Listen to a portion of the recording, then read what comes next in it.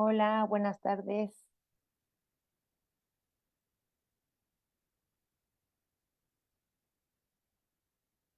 Bueno, buenas tardes a todos. Gracias a los que están acompañándonos a través del canal del Departamento de Historia de la Universidad Iberoamericana.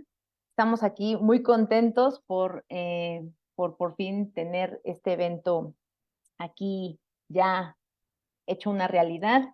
Bueno, les recordamos que el Departamento de Historia, la licenciatura en Historia de la Universidad Iberoamericana está organizando una serie de conversatorios en donde tratamos de abarcar, pensar históricamente, interpretar, leer críticamente documentos y objetos culturales que tienen injerencia en esta actualidad, ¿no? Este es un proyecto impulsado sobre todo por la doctora Genevieve Galán, coordinadora de la licenciatura en Historia, y también por la doctora Laura Camila Ramírez, que es profesora de tiempo completo de esta universidad y que pues el día de hoy nos va a estar acompañando.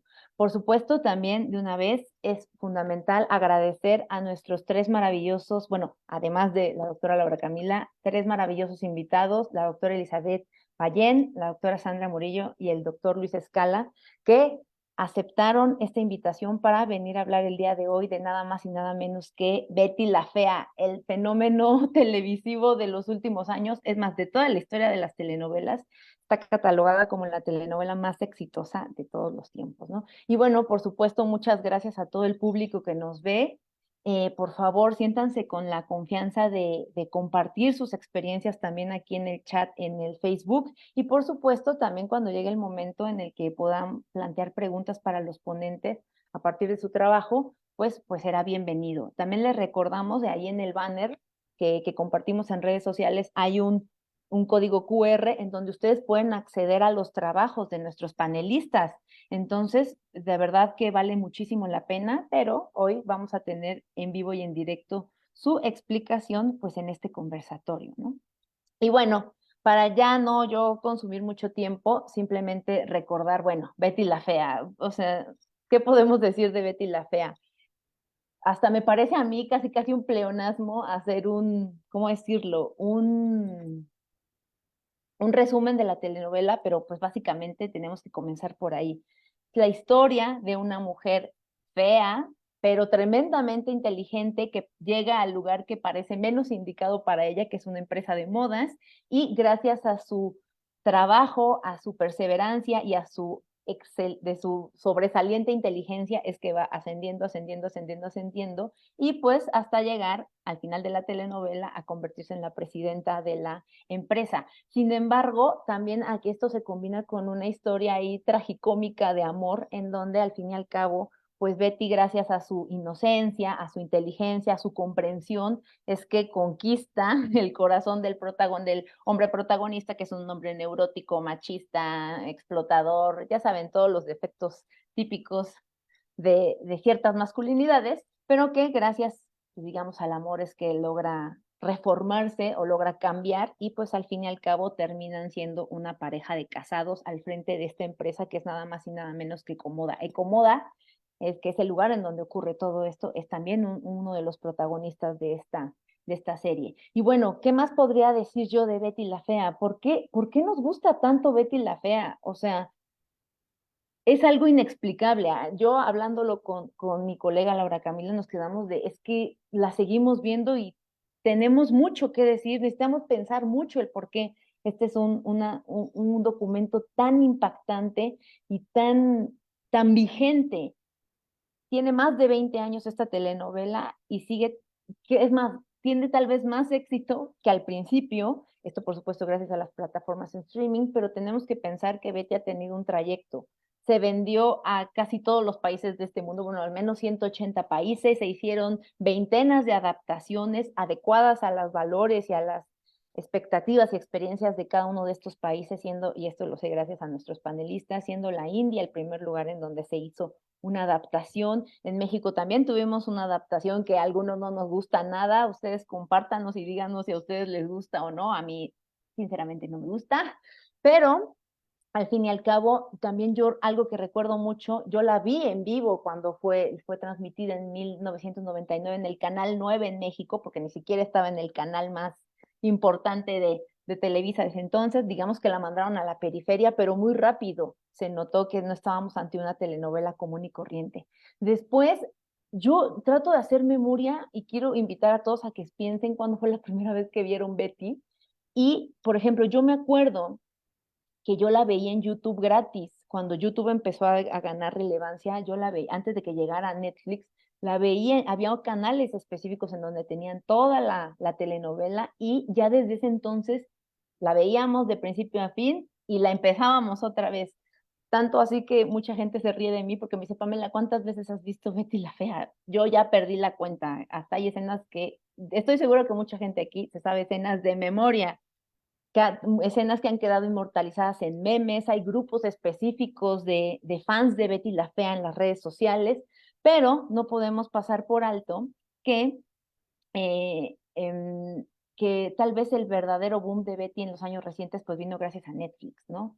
Con todas estas las plataformas de streaming y después que ya desapareció y ahorita todos estamos ansiosos porque viene la segunda parte. Todos ignoramos que existió esa serie llamada Comoda. Ahora viene la segunda parte, la serie en Amazon, y pues estamos muy ansiosos por ver esta nueva adaptación. Y bueno, al fin y al cabo, también quiero comentar, antes de darle la palabra ya a nuestros panelistas y presentarlos, es que esta es una oportunidad para pensar interdisciplinariamente desde las humanidades, desde las ciencias sociales, desde México y Colombia, cuál ha sido el impacto y el significado de esta telenovela.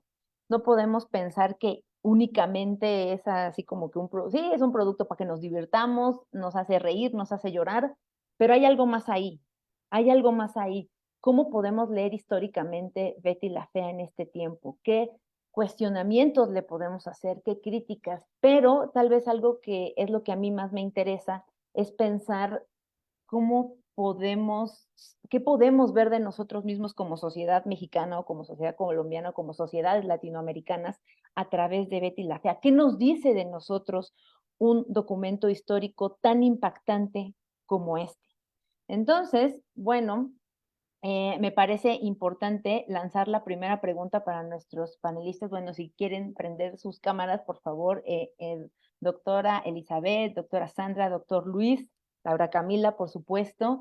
Quiero abrir con una pregunta que estoy segura que sería la pregunta de cualquier plática de café o de fiesta alrededor de Betty la Fea. Y es, ¿cuántas veces han visto Betty la Fea? La novela original o también las adaptaciones, ¿no? Pueden ser las de Estados Unidos, la de México, y también si recuerdan algo de cuándo fue la primera vez que la vieron y qué recuerdan de la primera vez que la vieron. A ver, vamos a comenzar con doctora Elizabeth, por favor. Gracias, buenas tardes. Sí, es cierto, o sea, yo vi Betty la Fea en su primera versión, que era ya como en un momento histórico interesante porque era el cambio de siglo, como que ya despedíamos comenzábamos con el año 2000 y implicaba todo un cambio en todo, un cambio de siglo, un cambio de mentalidad, un cambio de representación y de imaginario de lo que significa ser hombre, ser mujer, la feminidad, la masculinidad, esa feminidad de la mujer que solamente es madre y que está bonita arreglada en su casa. Y entonces la Betty la Fea nos mueve todo el imaginario y nos dice, no, nosotras las mujeres también podemos ser feas, pero somos inteligentes y nosotras las mujeres podemos salvar una empresa de la quiebra económica. Y miren a los hombres tan masculinos, tan mujeriegos, así tan, y resulta que ellos también lloran y ellos sufren y ellos están desubicados y no saben para dónde, y lo único que tienen es conquistar mujeres y entonces pues ella tan fea. Y la competencia entre las mujeres en un ámbito laboral, yo soy la bonita, pero soy bruta, yo soy la bonita, pero, entonces, como que nos movió todo. Dijimos, oh, todas en algún momento, o sea, yo digo que el éxito de Betty la Fea fue el que realmente representó a las mujeres como queríamos ser representadas, como mujeres inteligentes más allá de bonitas. Y mostró a los hombres también que pueden llorar, que también sienten, que también sufren detrás de la puerta, porque ellos no pueden llorar en público, porque ellos tienen que mostrar que son exitosos, que son muy, pero muy conquistadores y que sexualmente están muy activos y las mujeres, pues como que hay a escondidas. Entonces, nos mueve todo, cambia el siglo y nosotros decimos, todo cambió. Ay, ¿esto qué es? Un nuevo siglo, una nueva Betty. Yo soy Betty. Todas éramos Betty la fea, todas. En realidad, ese concepto de identidad juega un papel muy importante acá porque tú te identificas con el personaje. Dices, yo me he sentido Betty la fea, he sido la más fea. El novio me bota, el novio me deja implantada, el novio me esconde porque soy fea, pero soy inteligente y me puedo volver bonita, yo me puedo arreglar y me puedo...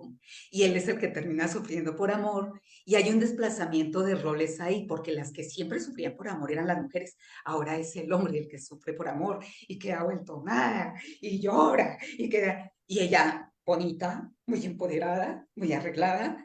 Entonces, a mí lo que no me gustó de Betty la Fea sí fue, y me acuerdo mucho que lo decían en los editoriales, porque hasta hicieron concurso, bueno, hicieron una encuesta en Colombia que decían, ¿con quién quiere usted? Cuando ya se acababa, cuando ya se finalizaba, decían, ¿con quién quiere usted que quede Betty la Fea?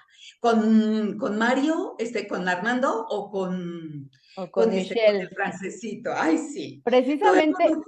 ay, perdón, que precisamente ahorita o sea, bueno, como les decía, invitamos a nuestros participantes a que también nos compartan en Facebook. Sí, doctora, están de acuerdo con usted, o sea, muchas personas que se han identificado con estos personajes y que precisamente la han visto tantas veces porque es algo que siente uno parte de sí, ¿no? O sea, y eso me recuerda, por ejemplo, también el trabajo de Sandra y de Luis al respecto de la identidad a través de esta serie, ¿no? Por ejemplo, Sandra, ahí, ¿qué me puedes decir tú de cómo cómo la has visto? ¿Cuántas veces la has visto y qué pensaste en ese momento?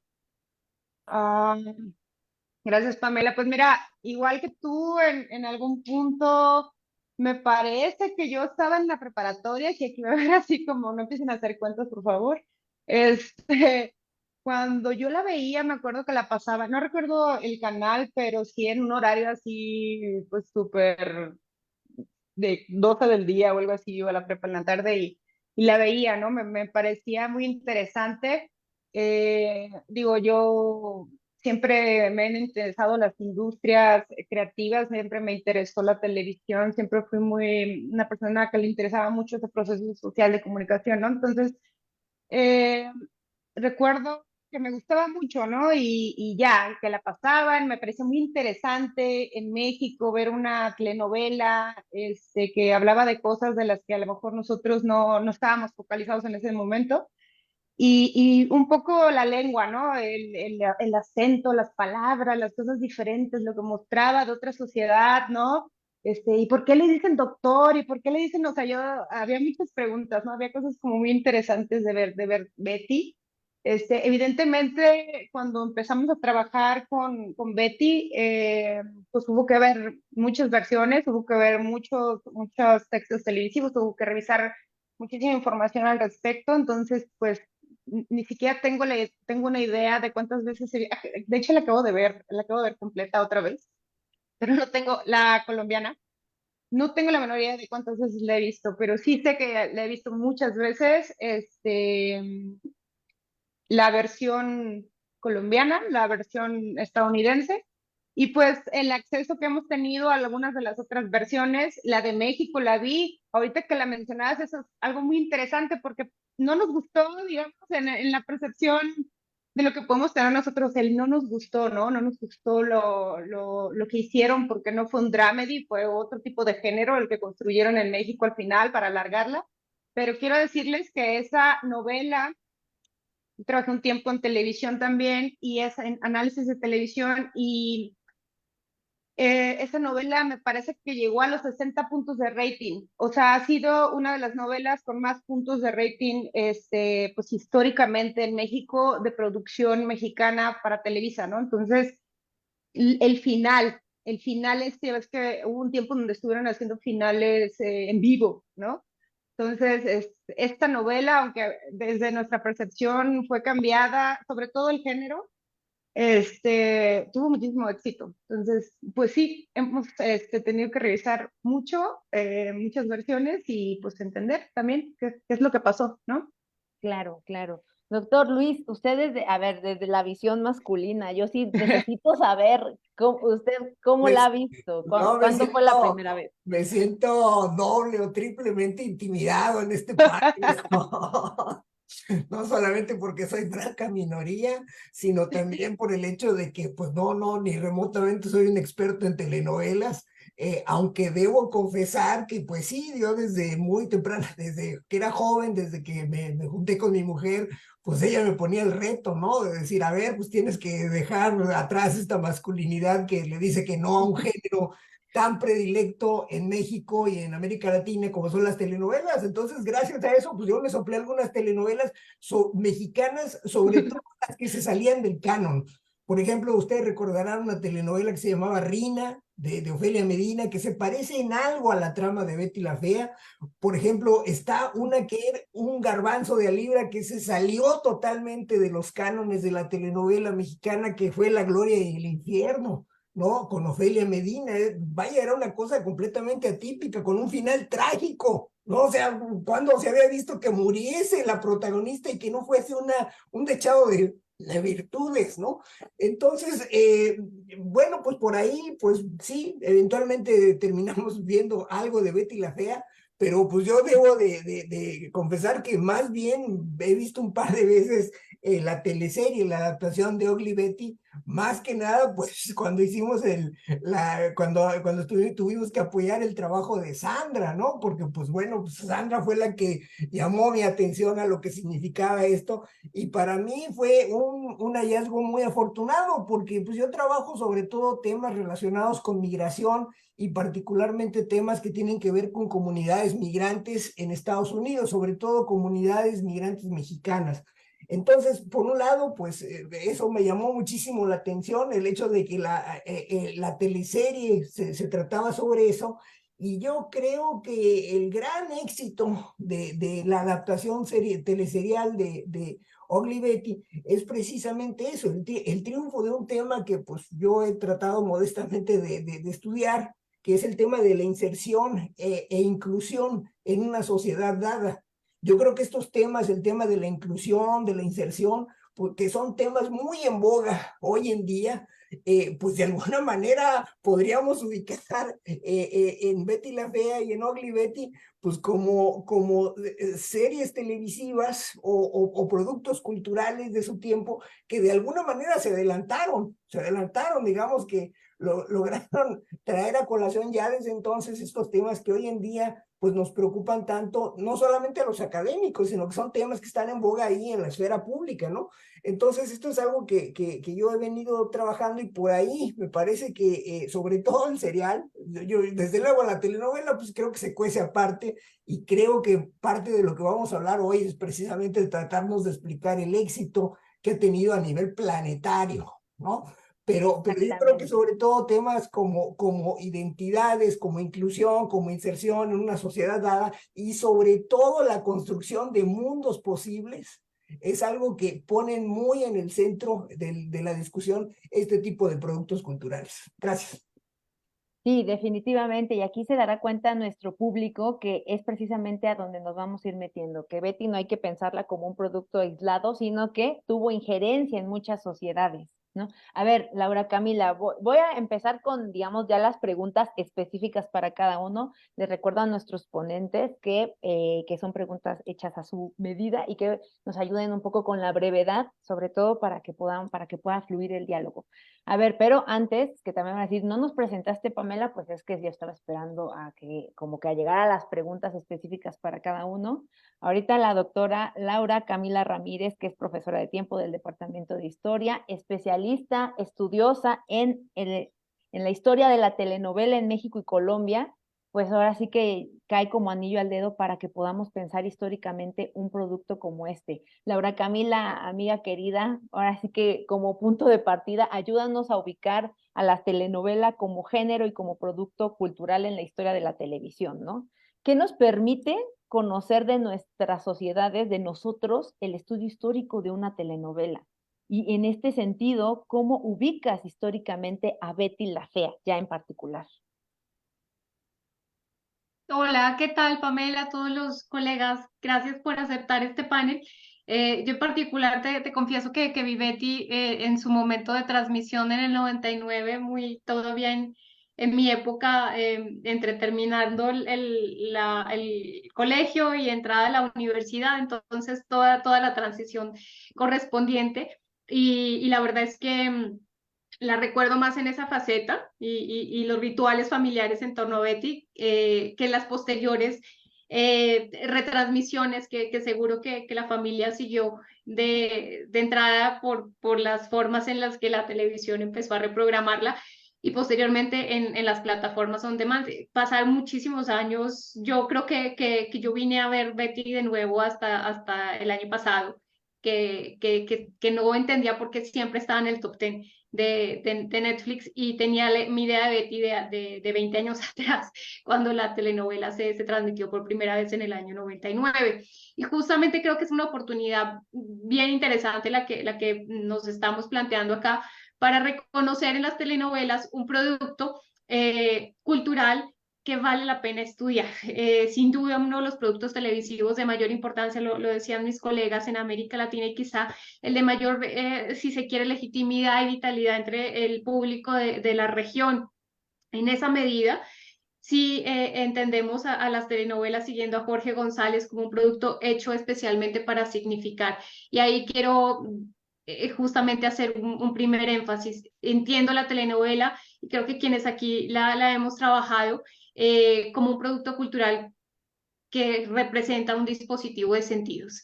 Ese es como un primer punto de partida y en la medida en que es un dispositivo de sentidos, pues nos dice de verdad muchísimas cosas del modo como somos como sociedades, como cultura, también en términos de nuestra relación con la política, con otros entornos socioculturales, en fin, nuestros estados anímicos, nuestras emociones, nuestras experiencias como individuos, como colectivos, en fin, sí que es un buen termómetro de nuestras sociedades contemporáneas.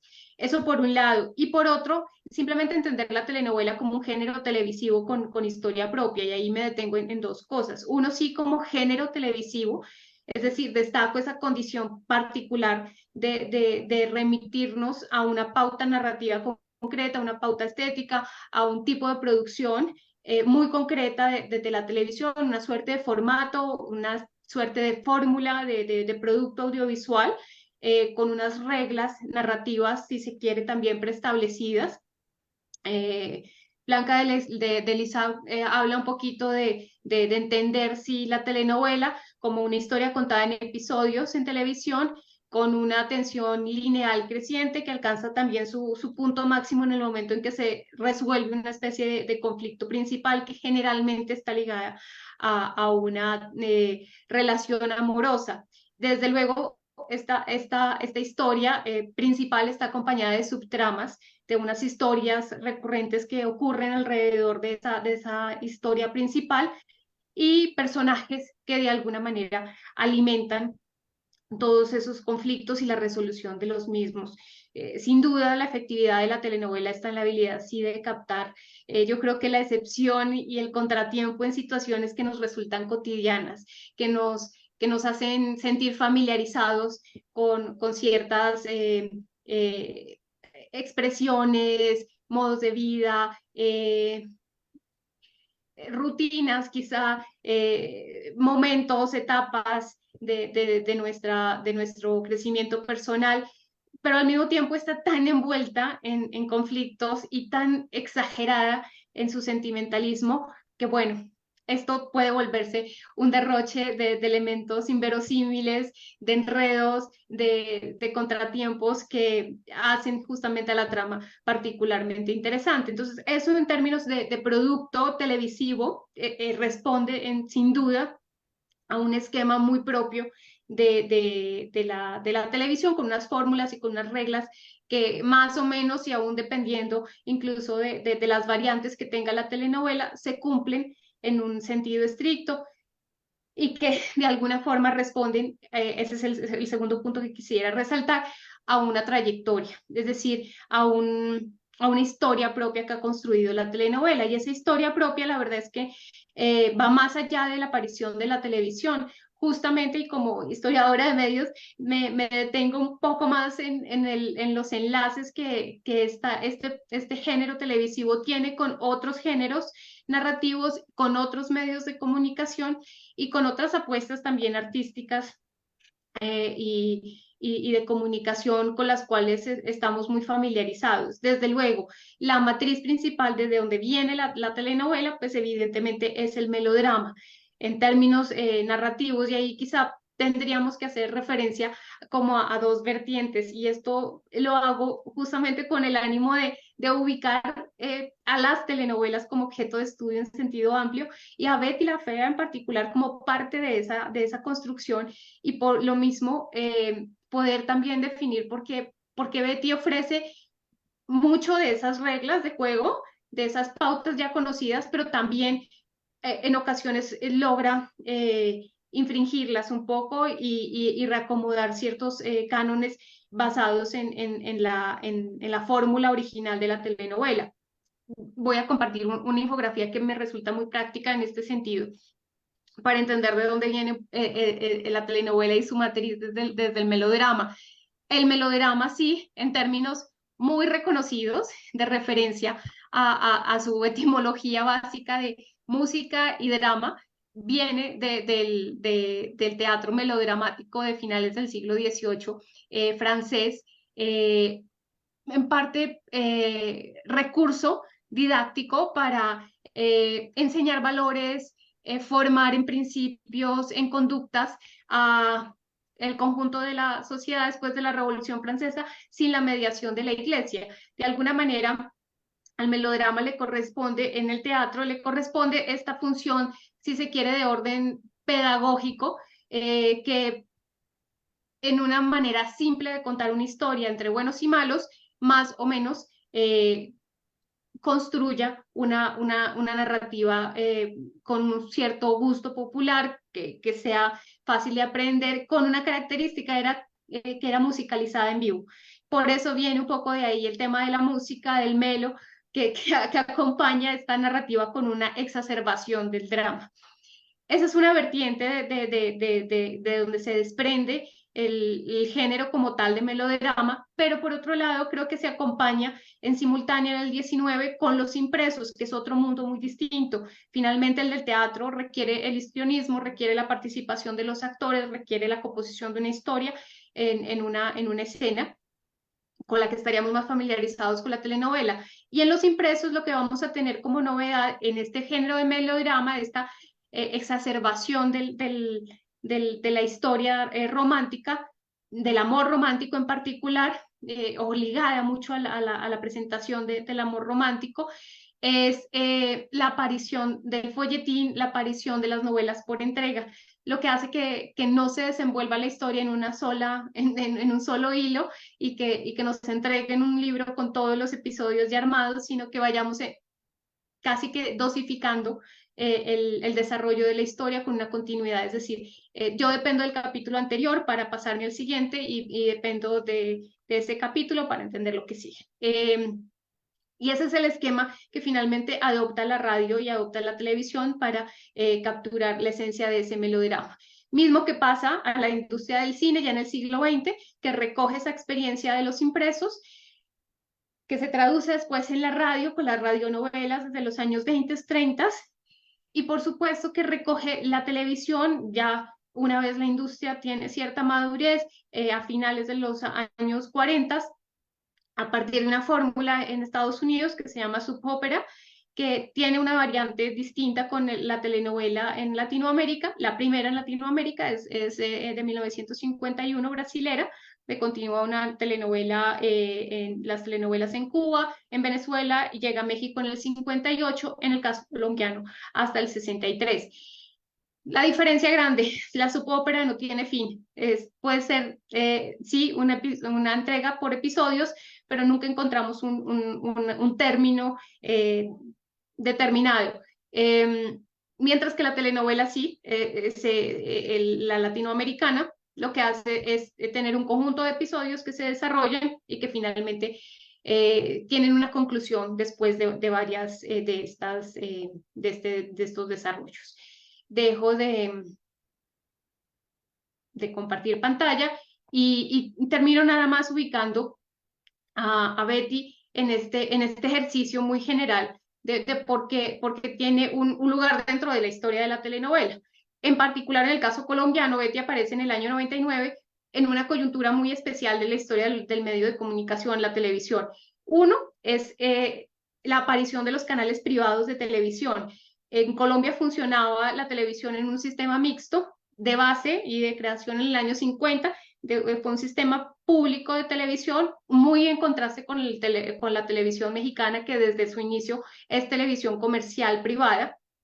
En Colombia hay una apuesta por la televisión pública, por un esquema estatal, que luego integra programadoras para alquilar espacios televisivos. Ese sistema mixto pervive hasta finales del siglo XX, y justamente en el 98 aparecen los canales privados, RCN, Radio Cadena Nacional, que es la programadora, luego canal de televisión, que produce Betty la Fea, se estrena como canal independiente en el año 98 y unos cuantos meses después, poco más de un año, estrena Betty la Fea en una coyuntura muy particular, pues porque apenas se está consolidando como canal independiente y es una apuesta arriesgada. Están acostumbrados a hacer telenovela de mucho tiempo atrás, pero no es no en la fórmula de canal independiente, y esta es la coyuntura un poco en la que aparece Betty. Ahora bien, claro, en un contexto muy particular, lo mencionaba Elizabeth, cambio de siglo, sí, de recomposición de muchas expectativas, pero en Colombia también de un ánimo político y social muy especial. Sí venimos en términos políticos de una crisis política muy fuerte con el presidente anterior, Ernesto Samper, y en particular el periodo de Andrés Pastrana, muy golpeado por si se quiere, la escalada que tiene el conflicto armado interno en Colombia, con fuertes tomas guerrilleras. Está la famosa toma del secuestro del avión de Avianca en ese mismo año. Veníamos a principios de ese 99 de un terremoto también en la zona cafetera. Entonces, un momento, un cambio de siglo, con una suerte de pesimismo también en lo político, en lo económico, con muchas desventajas y con muchos momentos de recomposición sociopolítica, cultural, económica, que, que la telenovela ofrece como una especie de remanso extraño, pues sí, medio contradictorio dentro de todo un panorama no muy optimista de las condiciones sociopolíticas en las que se encontraba el país en ese momento. Es una apuesta tremendamente local, desde mi punto de vista, muy a la bogotana, porque Betty ocurre en Bogotá, se estrena en octubre del 99, se termina de transmitir en el 8 de mayo del 2001, en un entorno y muy pensado para representar clases medias bogotanas, la cotidianidad de la oficina, la industria de la moda, que en Colombia tiene un rol importante dentro de su estructura económica, y finalmente pues encontrarse también con la facilidad de reforzar ciertos elementos de sentido nacional, de este sentir colombiano, pero que resultan particularmente interesantes de ver en la medida en que están relacionados con problemáticas, si se quiere, universales, de fácil incorporación a otras culturas, como la problemática de la belleza o la problemática del entorno laboral en sí mismo, la misma condición de relación quizá con lo extraño que es ser feo en un mundo de bellos. Y bueno, ese es un poco con muchos sobresaltos, un esquema muy general de dónde viene la telenovela. por qué Betty entra en ese género y un poco el lugar en donde se ubica en términos del contexto sociocultural y político de finales del siglo XX, inicios del siglo XXI en Colombia. Muchas gracias, Laura Camila. Ahora paso con la doctora Elizabeth Ballén y antes de plantearle su pregunta, nada más darles algunos datos de ella. Acuérdense, en nuestra carpeta a la que pueden acceder a través del código QR que pusimos en el banner, ahí pueden encontrar la tesis de maestría de la doctora Elizabeth Ballén, que es una tesis maravillosa. Yo cuando la estaba leyendo no podía dejar de leerla y para mí fue muy impactante y choqueante. Ella es socióloga por la Universidad Santo Tomás de Bogotá, maestra en estudios de género, ese es el enfoque desde el que hizo su tesis de maestría, y doctora en sociología por la UAP, y actualmente es profesora ahí en la Benemérita Universidad Autónoma de Puebla, en donde imparte cátedra para las carreras de sociología, ciencias políticas, relaciones internacionales. Bueno, para ella específicamente, bueno, ahorita Laura Camila ya entró al asunto del contenido, que creo que es lo que todo mundo nos fascina de Betty la Fea, y la doctora tras bambalinas nos decía, es que hay que darle también el mérito, no hay que darle también, hay que darle el mérito a Fernando Gaitán,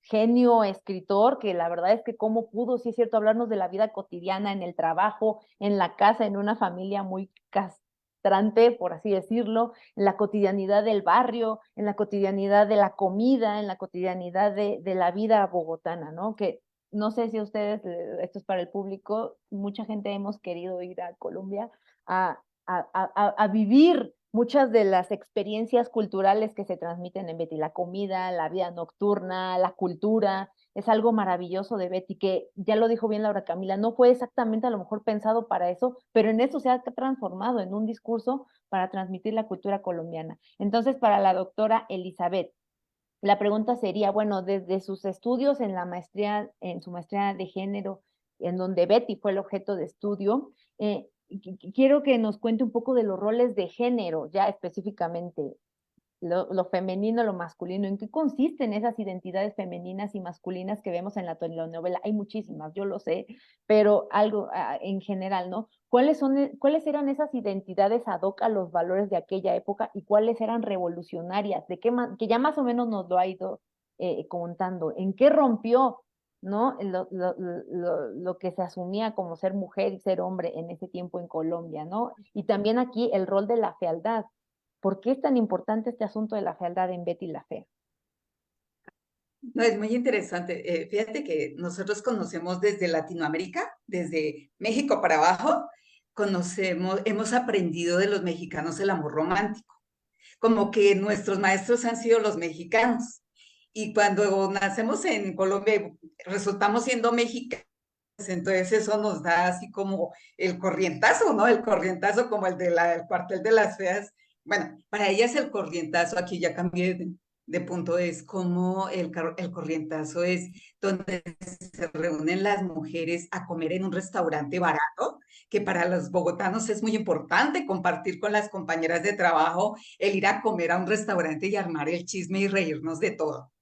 Eh, esa parte de la reunión del cuartel de la ciudad le terminó cayendo muy mal a la gente porque ya se volvieron brujas malvadas, eran aquelarres en el corrientazo, en el baño.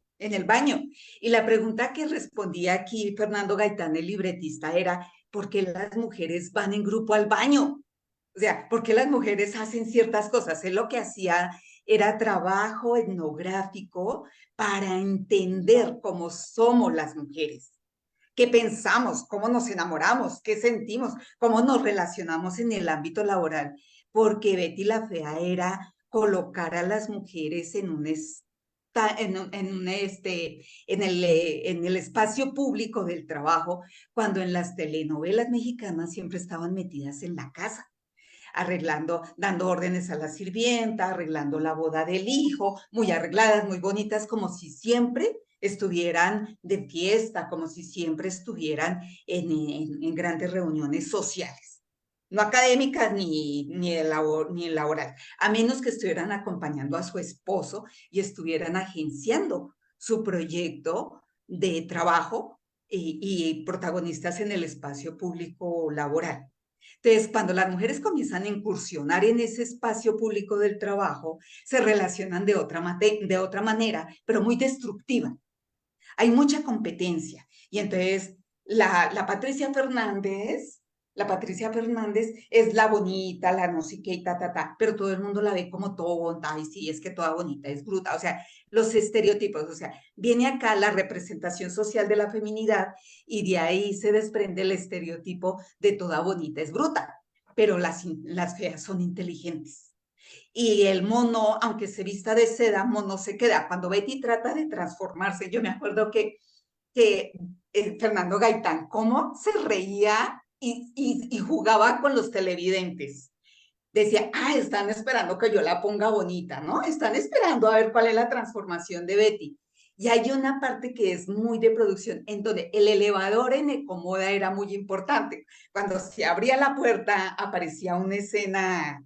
El elevador tiene un punto, tiene una presencia muy importante en el desarrollo de la historia de Ecomoda y de cómo se relacionan allá adentro, en ese espacio laboral de Ecomoda. Entonces, hacen un paneo de la cámara y ella llega Betty, no la muestran, y no la muestran, y no la muestran, y todos, pero ya, por favor, que la dejen ver cómo quedó, queremos ver cómo quedó Betty. Y no la muestran, y todos, buenos días, y de pronto es que aparece el mensajero y dice, Betty, Betty, Betty, Betty. Y ahí, ¿qué pasó? Sí, es que como que Se, como que falla un poquito bueno, no sé si sea todo el mío, el internet de la doctora Elizabeth, como que hay ahí una falla en el internet, ¿verdad? Sí, Ya, sí, así es. Se está cortando. sí, el de la doctora Elizabeth es el que se está cortando. Ahora vamos a dar unos segunditos a ver si se puede recuperar. Y si no, pues ahorita que regrese le damos la palabra. No, miren, ya se nos fue por este instante. Pero bueno, ese era muy ahorita de que regrese, le damos la oportunidad de retomar. Bueno, ahí está, otra vez. Ay, doctora, si quiere, bueno, si está fallando su internet, si me escucha, a lo mejor podría apagar su camarita unos minutos para que sobre todo se escuche, se pueda escuchar su voz, que es lo importante en este caso. ¿O no?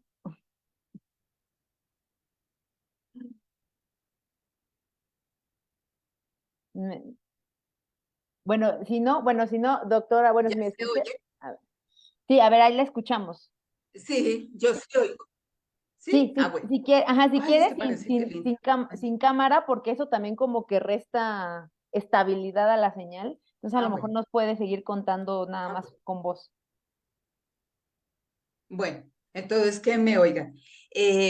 Yo tuve la fortuna de conocer a Fernando Gaitán muy de cerca.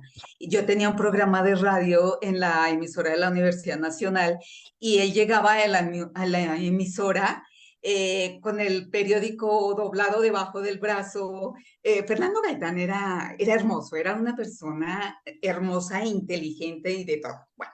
Y entonces nos poníamos a hablar de Betty la Fea y me acuerdo mucho él se reía de los televidentes y hacía con los televidentes lo que se le daba la gana. Decía, están esperando que pues ahora no se las muestro y ahora no les voy a poner bonita Betty. Y cuando sale Betty así toda transformada, pero como pues, con un traje horrible y aparece Daniel, que era horroroso macho de la telenovela, y le dice, es una falta de respeto a la estética humana, usted no se ve cómo está de fea, ese peinado, no le da pena venir aquí como, y ella se había arreglado porque realmente quería transformarse y pues le salió peor y volvió a ser como era antes, ¿no? Entonces, como era el mono que se vista de seda, mono se queda y la transforma finalmente, pero muy natural. Y la gente comienza a decir, no, es que ella en realidad era bonita. Todo el mundo sabía que ella en realidad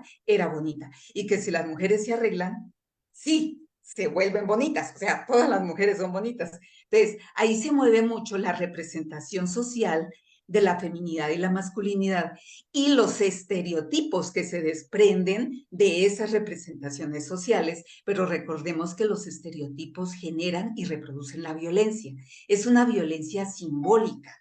Lo que trata Pierre Bourdieu, en el gusto burgués y el gusto popular.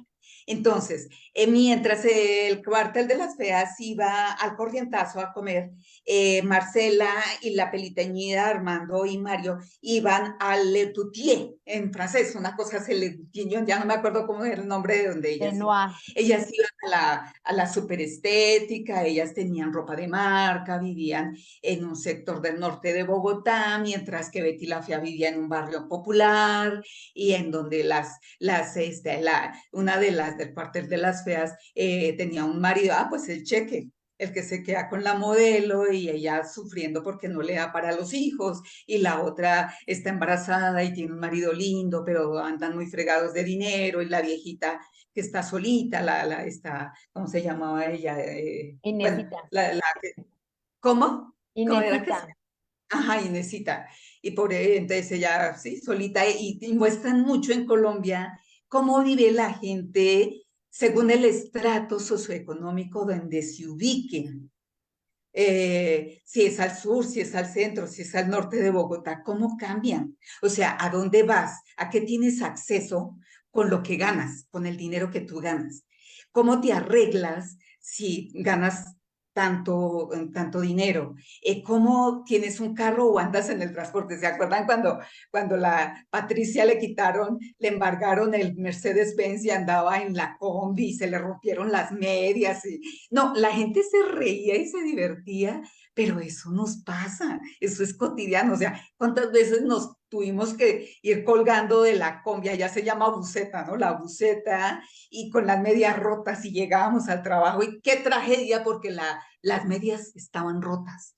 Qué tragedia cuando se nos rompían las medias, porque en Bogotá se usa mucho, pues, la media de seda, y hay que ir a trabajar con media de seda, no podemos llegar sin medias, sin tacones ¿no? Y sin maquillaje.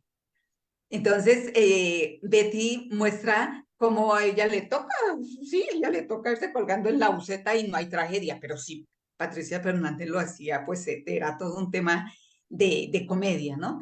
Eh, esas partes en donde viene la transformación de la feminidad, de la fealdad, se tomaron con mucho humor. Cuando la telenovela cumplió ahorita 20 años, RCN me invitó precisamente, repitieron la telenovela, pues como conmemorando los 20 años de la telenovela.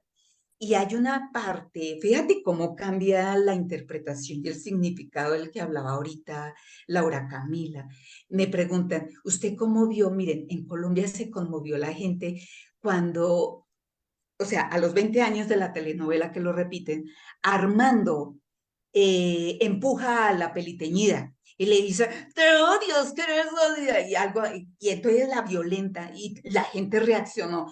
Hace 20 años nos reíamos, pero ahorita, 20 años después, la gente dice, no, ¿cómo la empujó? Pero la mechoneó, qué horror, ese hombre tan violento, ¿qué es eso? Y ella, ¿por qué se dejó? Y ella, ¿por qué no sé qué? Entonces, ahorita, 20 años después, la interpretación de la misma escena cambia hacia la justicia. O sea, ¿cuál es el éxito de la telenovela? Que se hace justicia, que se hace reconocimiento. Ese es el éxito de Betty la Fea, y que todas éramos Betty la Fea. Alguna vez fuimos Betty la Fea. Entonces, cuando se hace justicia, la gente se reconoce. La gente dice, sí, me identifico con el personaje, me siento reconocida, se hizo justicia.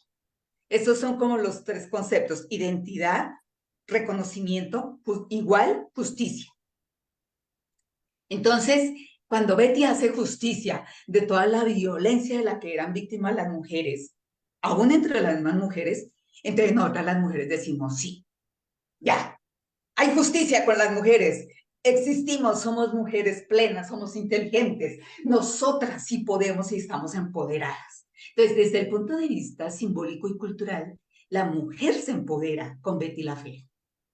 La mujer accede a otras oportunidades diferentes a ser madres y estar como las esposas de fulano de tal. Entonces, cuando las mujeres se empoderan desde el significado que implica verse representadas en una telenovela, como quieren ser representadas, eso es un éxito rotundo de cambio de siglo. O sea, el siglo XXI empezó con Betty la Fea.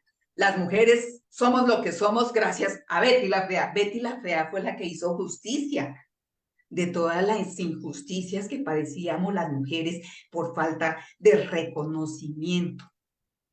A nosotras no nos veían como inteligentes. Si éramos bonitas, éramos brutas. Y entonces todo el mundo, todos los tipos nos querían nomás para meternos a la cama y entonces todo el mundo se reía de nosotras y si se nos rompían las medias, pues qué drama, ¿no? Y que la violencia entre las demás, ¡ay, se me rompieron las medias! Entonces, bueno, ya se cumplieron 13 minutos. Bueno, sí, listo. Wow, muchísimas gracias. Qué interesante es esto y creo exactamente el puente para pasar con Sandra y con Luis, porque ellos también hablan de identidad. Qué importante es este asunto de la identidad, cómo nos identificamos a través de una telenovela. Sí, será un producto, digamos, de cultura popular, etcétera, pero al fin y al cabo, ¿cuánto puede decirnos de nosotros y hacernos sentir algo de nosotros? A ver, paso con nuestros siguientes panelistas. Sandra Murillo es licenciada en Comunicación Social, egresada de la UAM de Xochimilco, maestra en Estudios Socioculturales por el Colegio de la Frontera Norte, en donde fue asesorada por el doctor Luis Escala, y fíjense bien qué currículum tan interesante, y doctora en Ingeniería de Sistemas por el Instituto Politécnico Nacional. ¿Cuántos pueden presumir de tener esa formación tan variopinta en el mundo de las humanidades? Muchos quisiéramos, Sandra, ¿eh? Yo lo admito. Yo lo admito. Y el doctor Luis Escala es doctor en Sociología por la Universidad de California en Los Ángeles, es profesor investigador de el COLEF, o sea, el Colegio de la Frontera Norte, y está adscrito al Departamento de Estudios Culturales, y sus líneas de investigación, ahorita van a ver por qué es importante mencionar esto, son la migración y la cultura, las formas asociativas de la migración y el desarrollo regional. Y ellos escribieron en conjunto un artículo que también lo pueden encontrar en nuestra carpeta de Drive respecto a la circulación de Betty, cómo es que llegó a Estados Unidos y cómo Estados Unidos hizo su propia versión. Entonces, a ver, aquí le preguntaría primero al doctor Luis, a ver si por favor nos puede explicar en qué consiste este fenómeno de adaptación de una telenovela. ¿Por qué la adaptación y la circulación son temas relevantes para entender en este caso Betty la Fea? ¿Cómo es esto que lo local se globalice desde la historia y desde su punto de original, cómo viaja, ¿no? ¿Cómo explicar este movimiento? Por favor, doctor. Bueno, pues muchas gracias, Pamela. Y pues como yo les decía hace un rato, pues yo la verdad, pues ni remotamente soy experto en productos culturales como las telenovelas. Y en realidad, pues yo tendría muy poco que decir. Yo creo que van a ser cosas más bien periféricas para después darle la palabra a la verdadera experta, aquí Sandra, ¿no? Como ves, Sandra, pues es el viejo truco que todavía funciona, ¿no? Aventarle el piano al otro, ¿no? Bueno, ¿por qué la adaptación y la circulación de productos culturales como Betty la Fea son importantes tenerlos en cuenta? Bueno, pues una razón bastante clara es que esto que es un producto local, una telenovela colombiana, en un momento dado su adaptación tremenda y la circulación enorme que tiene alrededor del planeta, creo que son indicadores muy claros de algo que debería de ser obvio, ¿no? Que es, pues, el éxito comercial. Es decir, en un momento dado, la lógica comercial dice, pues esto se vende muy bien, entonces pues, hay que venderlo ahí, más allá de las fronteras de Colombia. Entonces yo creo que eso ya es un primer indicador de por dónde va este asunto de la circulación y la adaptación. De hecho, pues con esta telenovela lo que nosotros podemos atestiguar es lo que está existiendo es una creciente transnacionalización de bienes de consumo cultural y de industrias como la televisiva. Es decir, que cuando hablamos de transnacionalización, no estamos hablando solamente del movimiento de personas, no estamos hablando solamente del movimiento de dineros como las remesas, sino también estamos hablando del movimiento de productos culturales como los productos televisivos de los que estamos hablando ahorita, ¿no? Y también particularmente esto con una particular atención hacia América Latina, ¿no? Como una gran potencia en la producción de este tipo de género, ¿no? En ese sentido, me parece que el análisis que se puede hacer sobre las conexiones entre géneros televisivos y sistemas de representación pasa necesariamente por identificar las posibles conexiones entre global y local, que además se vuelven mutuamente influyentes con la mundialización de temáticas desde las grandes capitales del planeta, pero a la vez con la adquisición de temas y de guiones elaborados en otros países, ¿no?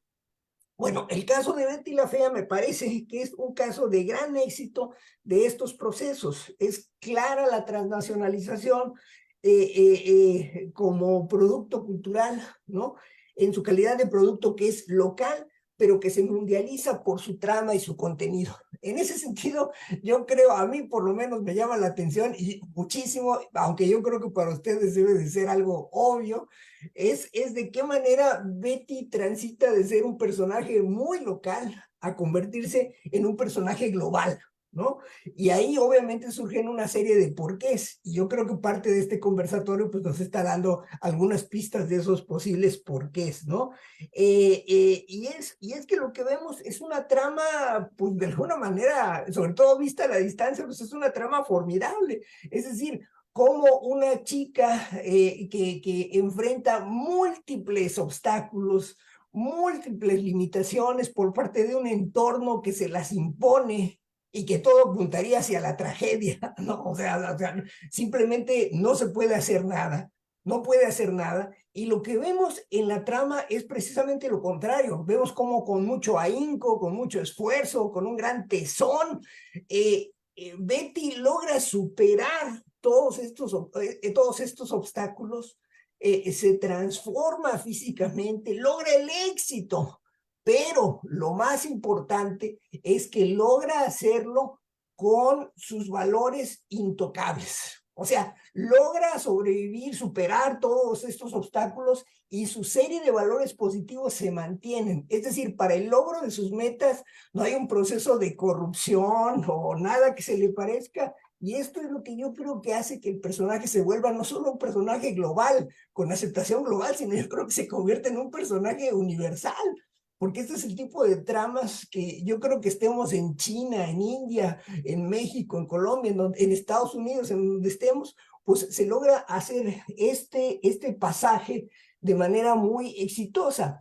Y de esta manera, pues yo creo que este personaje global nos remite a lo que decíamos hace rato, a la posibilidad de concebir mundos posibles, ¿no? Y pues a mí, pues ni modo, pues voy a destacar el caso que estudiamos André y yo. Pues esto de los mundos posibles está muy claro en la adaptación a la teleserie Ugly Betty en Estados Unidos, porque lo que estamos viendo ahí es precisamente el triunfo de estos mundos posibles,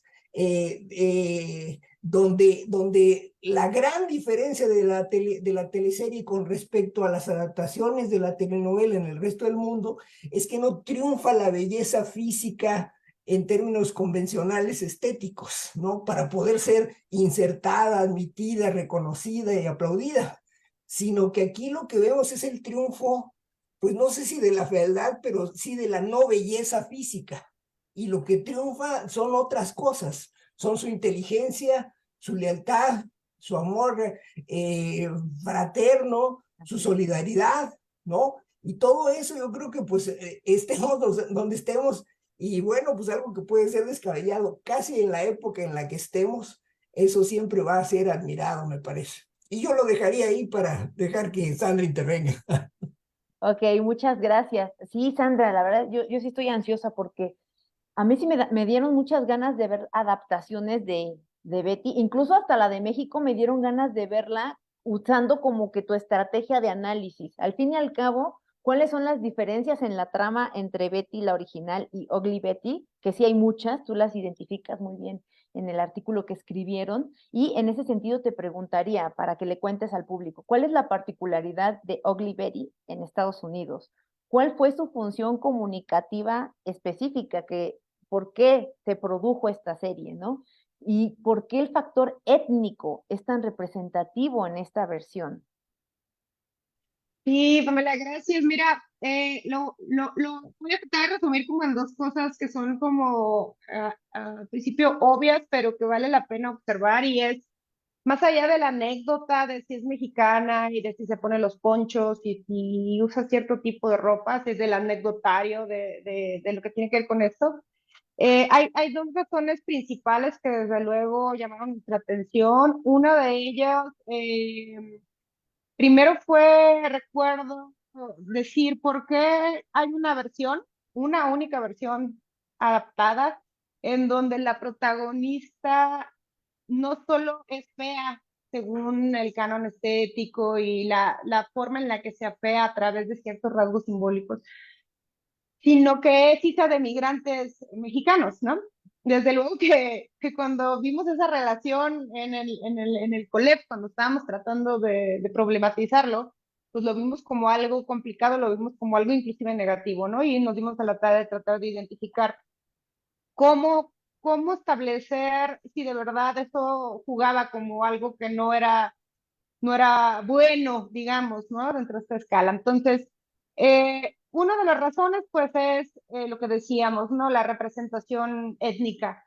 Eh, no sé si recuerdan, pero se ha hablado mucho de que la narrativa de fondo de Betty la Fea es esta fábula de Hans Christian Andersen, El patito feo, en donde, para quien no la conozca, la historia narra la historia de un pato que vive en una comunidad en donde la comunidad no lo acepta por ser feo, dando como resultado, después de un tiempo, al pato transformándose, ¿no? En su máximo esplendor en un cisne y cambiando la dimensión, digamos, de la alteridad y de la identidad con la que, y los procesos de lectura con los que esta comunidad lo interpretaba como feo, ¿no? Entonces, lo interesante de las fábulas que se encuentran dentro de todas nuestras narrativas, que, como decíamos, juegan a través de la memoria, juegan a través del evento en el que esta serie se transmite, el evento histórico, ¿no? Es justamente que pues el pato se tiene que transformar, ¿no? Y esta serie que es Ugly Betty, que es la versión estadounidense, en esta serie no hay una transformación tal como lo decía el doctor Luis Escala, porque justamente el proceso de lectura que tiene la fábula, y lo podemos ver en este momento, la gente no quería el pato porque pues el pato era feo, ¿no? Y vemos al final la transformación del pato al cisne, pero en realidad el proceso de lectura del otro es el que es incorrecto, porque el pato pues nunca ha sido un pato, siempre fue un cisne, ¿no? Entonces el proceso de lectura de la alteridad del otro, de la diferencia, ¿no? De cómo el otro es distinto, y al no entender al otro, nosotros interpretamos que eso es malo, que eso es feo, que eso no es lo normal. El proceso de lectura es el mismo que se llevó en Ugly Betty, ¿no? Es decir, esta chava que no solamente era fea, ¿no? Por ser latina, sino que además era hija de migrantes mexicanos, y la forma en la que se vestía y el cabello, ¿no? Y la mirada externa es la que nos está mostrando la serie, es decir, la mirada anglosajona que está viendo al otro, al alter, ¿no? Al mexicano, en este caso decíamos un mexicano de segunda generación que inclusive ya no hablaba español, que hablaba solo inglés, ¿no? Pero que es distinto a mí, que por tanto no lo entiendo y lo catalogo como algo malo, como algo feo, como algo que no es parte de mi cultura, ¿no? Entonces, este error de lectura externo de el pato que nunca fue pato y que en realidad era un cisne es el mismo error que se traduce aquí en esta serie, que es la de Ugly Betty, ¿no? Es decir, no vemos una transformación física porque lo que ellos querían era mostrarnos una transformación de la identidad y de la inclusión y del proceso de lectura del otro, que es un migrante, digamos, de segunda generación, un migrante, hijo de un inmigrante mexicano, adaptado a la cultura estadounidense con sus valores, ¿no? Entonces, eso era muy, muy interesante de verlo. en esta narrativa. Esa es la primera dimensión, la dimensión de la fábula, la dimensión que Ugly Betty jugó para el mercado anglo. Y el segundo, pues que es el del que hablaba también el doctor Luis, que es el de la producción, ¿no? Es decir, el de que nosotros llamaríamos la economía de los medios, ¿no? Eh, el producto orientado a un nicho que no, que a lo mejor no se había monetizado en ese entonces, ¿no? Ahorita monetizado, que es la palabra de moda. Esta producción, no sé si lo saben, pero es una producción de Salma Hayek.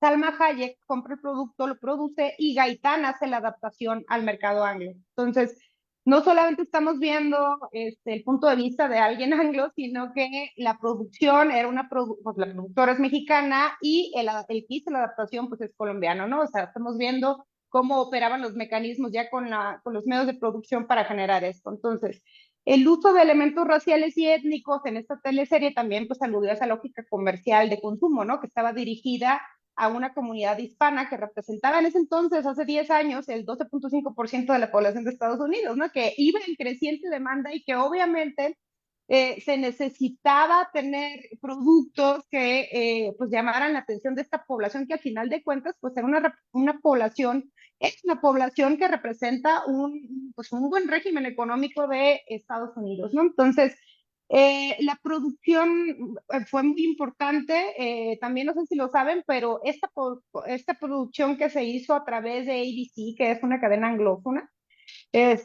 fue la primera producción en donde tuvieron una protagonista que era latina, la protagonista que es América Ferrara, que también sale en la película de En Barbie. Barbie.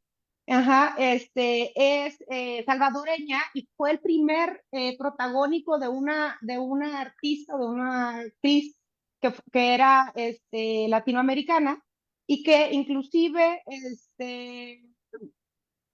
ganó el Emmy a mejor actuación en el primer año en el que salió la serie. Ganaron creo que 11 premios Emmy, que es el premio anglófono a la televisión, ¿no? Y que evidentemente para ABC, además, esta serie fue la primera que se transmitió con subtítulos en español, ¿no? Entonces, así como Betty la Fea y como todo lo que hemos hablado, Yo soy Betty la Fea, se irrumpió en un momento histórico dentro de la televisión colombiana. Ugly Betty, no solo como adaptación, sino como producción, irrumpió en un momento también importante y histórico dentro de la televisión y de la cuestión sociocultural del mexicano y de las comunidades mexicanas que están en Estados Unidos, ¿no? Entonces, ese, por otro lado, es lo que yo te puedo decir sobre el factor representativo de esta versión de Ugly Betty. Y evidentemente, sobre la pregunta que me haces de la función comunicativa, que es muy interesante, sobre todo para la gente que nos dedicamos a la comunicación. Históricamente, además, en las ciencias sociales hay un desdén así impresionante por los productos culturales que son audiovisuales, ¿no? Es decir, desde que yo me acuerdo, la persona que decía que iba a estudiar televisión o que iba a estudiar algún producto comunicativo, llámese telenovela, serie, lo que sea, anime, hay un desdén, ¿no? Por la forma en la que se abordan estas cosas como si no fuera importante, ¿no? Entonces, cuando alguien me pregunta a mí cuál es la función que cumple este producto, cuando hablamos de Yo soy Betty la Flaca, cuando hablamos de Ugly Betty, cuando hablamos pues, de un producto comunicativo, de una ficción televisiva, pues es dos cosas, ¿no? La primera, pues es el carácter de evento que tienen estos productos, estas ficciones. ¿A qué me refiero con el carácter de evento? Que suceden en un tiempo determinado y este suceso, que es justo de lo que estamos hablando, de su carácter de evento, guarda memoria de lo que esta ficción intentó construir en esto dentro de los mundos posibles, ¿no? Entonces, el carácter de evento histórico que tienen las producciones y las ficciones televisivas es muy importante y debería ser muy importante para en general las ciencias sociales. Nosotros siempre dijimos que los textos televisivos deberían de estudiarse como fuentes históricas inclusive, ¿no? Porque guardan muchísima memoria sobre lo que en su momento estaba pasando y la forma en la que se representaban ciertas cosas. Ya lo mencionaron aquí cuando hablan del machismo, cuando hablan de esta escena en donde Armando agarra a la peliteñida del cabello y la raza, y la gente indignada, ¿no? Dice, ¿por qué? ¿Cómo te permitía que pasara? O sea, estábamos hablando de memoria histórica, o sea, de formas en las que se representaban las masculinidades, las feminidades, ¿no? Etcétera. Entonces, primera cosa, función comunicativa, su carácter de evento. Segunda cosa, algo que es muy relevante para nosotros, ¿no? Las formas que asume el significado y las formas en las que se va, obviamente, cambiando ese significado, ¿no? Eso es el proceso social de comunicación. Y el proceso social de comunicación es justo eso. ¿Cómo pasa, cómo las formas que asume ese significado a través de los medios? Es decir, el significado como proceso social de comunicación en el espacio mediático. Entonces, las ficciones televisivas, lo que pasa con ellas es que nos permiten observar a los medios en relación con los procesos culturales que intervienen en la vida social, ¿no? Y que al ser mediatizados, es decir, al transmitirse a través de un medio estándar, de un medio específico, nos hablan de un tiempo y de un espacio también, ¿no? Y todo lo que afirman, tal como lo decía Elisa Verón, todo lo que afirman y el modo en lo que lo hacen, reestructuran la realidad, ¿no? Es decir, cambian la forma en la que la entendemos o nos enseñan a verla de esa forma. Entonces, la ficción televisiva tiene esa característica, ¿no? O sea, esto significa que las ficciones son objetos, son eventos, son textos que poseen funciones sociales, ¿no?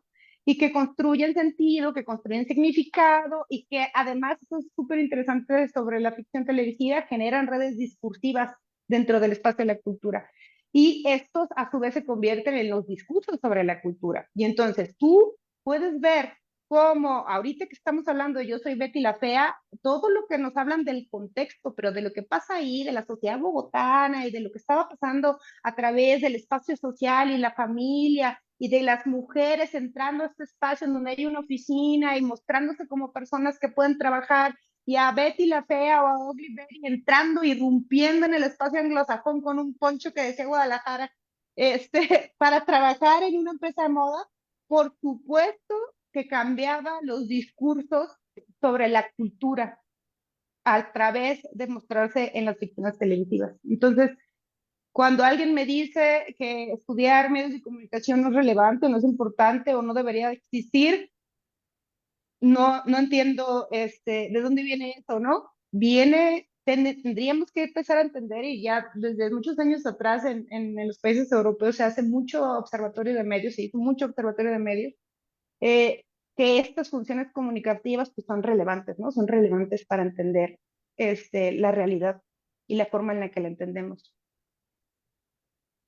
Sandra, te aplaudo por ese speech que te lanzaste al final. Sí, definitivamente, qué reto es estudiar este tipo de fuentes. Aquí creo que todos estamos de acuerdo en que son documentos muy valiosos y que también tienen una dificultad muy particular. Ya estamos llegando al casi, nos estamos acercando al final de nuestro conversatorio y quiero lanzar una pregunta general para todos porque tampoco estas se las pasamos mucho, ¿no? Es como que también de improvisación, pero sobre todo porque, acuérdense, como ya les había dicho, este conversatorio está inscrito en las actividades de la licenciatura en historia para gente que se está formando como historiador, pero también pues en otras humanidades y ciencias sociales. ¿Cómo se les ocurre a ustedes, ahora que va a salir la nueva serie de Amazon, desde sus propias trincheras de investigadores que son, qué preguntas y qué metodologías, qué problematizaciones podríamos hacerle a la nueva serie? Yo sé que tendríamos que verla para ver qué nos ofrece, ¿no? Pero ahorita estamos en un momento muy particular en donde ya estamos haciendo conciencia de lo que recibimos, de lo que consumimos, de la Betty pasada, que la seguimos viendo. ¿Qué preguntas de investigación y qué métodos le podríamos aplicar a esta telenovela? Me voy a tomar la libertad de, como los dejé hasta el final, a Luis y a Sandra, de comenzar con ustedes para después darles la palabra a Elizabeth y a Laura Camila. A ver, Luis, por favor. Bueno, pues yo creo que un punto de partida obvio es hacer la comparación, ¿sí? O sea, entre la serie anterior y la nueva serie, ¿no? Y yo creo que a partir de ahí, pues obviamente van a salir una serie de preguntas adicionales, porque bueno, probablemente muchas de las cosas que vimos en la primera temporada, en la primera versión de Betty la Fea, en esta nueva temporada, muy probablemente están siendo retrabajadas. Y muy probablemente lo que vamos a ver, quiero pensar, es el agregado de las temáticas que están hoy en día allá afuera, ¿no? como era algo de lo que mencionaba hace un momento, el tema de la inclusión, el tema el tema del género, el tema de las ideologías de género, ¿no? El tema de la otredad, la alteridad, la aceptación o la no o la exclusión del otro, especialmente en entornos laborales, ¿no? Porque si bien es cierto que en un momento dado nosotros pensábamos, bueno, por lo menos yo pensaba cuando Sandra hizo su tesis, escribimos los artículos sobre Olivetti, pues uno pensaría que está uno moviéndose hacia una vertiente triunfal, ¿no? O sea, finalmente está viendo aceptación, ¿no?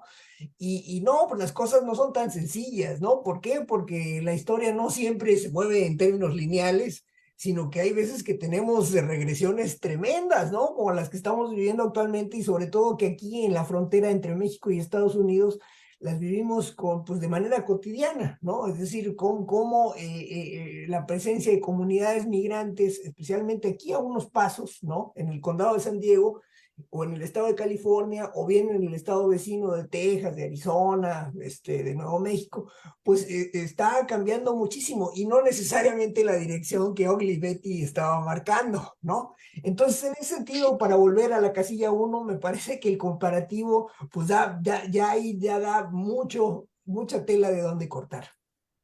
Me parece una gran sugerencia. Sandra, por favor, en Claro. unos minutitos.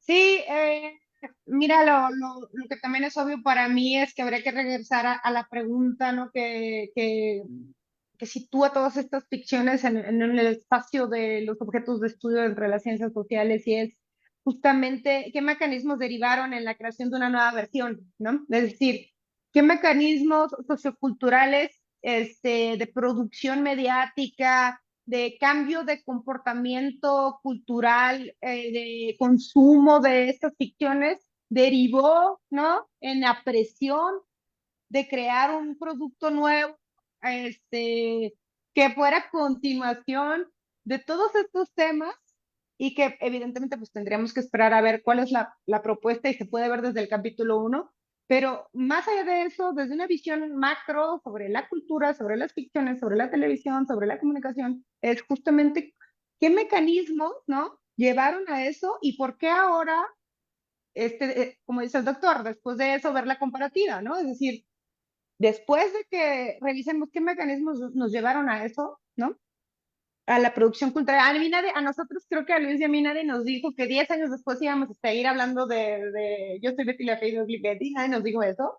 Entonces desde ahí es desde donde nosotros te hablamos, ¿no? Es decir, ¿qué mecanismos llevan a que un producto que se creó en 1999 y después un producto que se estrenó en 2006, que fue Ugly Betty, nos lleve a la creación de una nueva versión, ¿no? Con la misma temática, a mí me interesaría desde el ámbito de las ciencias sociales, pues entenderlo, ¿no?